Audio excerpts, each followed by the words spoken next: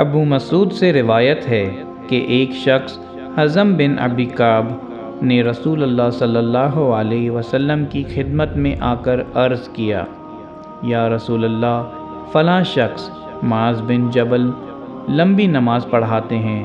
اس لیے میں جماعت کی نماز میں شریک نہیں ہو سکتا، کیونکہ میں دن بھر اونٹ چرانے کی وجہ سے رات کو تھک کر چکنا چور ہو جاتا ہوں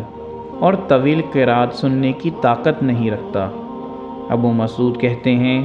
کہ اس دن سے زیادہ میں نے کبھی رسول اللہ صلی اللہ علیہ وسلم کو وعظ کے دوران اتنا غضبناک نہیں دیکھا۔ آپ صلی اللہ علیہ وسلم نے فرمایا، اے لوگوں، تم ایسی شدت اختیار کر کے لوگوں کو دین سے نفرت دلانے لگے ہو۔ سن لو، جو شخص لوگوں کو نماز پڑھائے تو وہ ہلکی پڑھائے،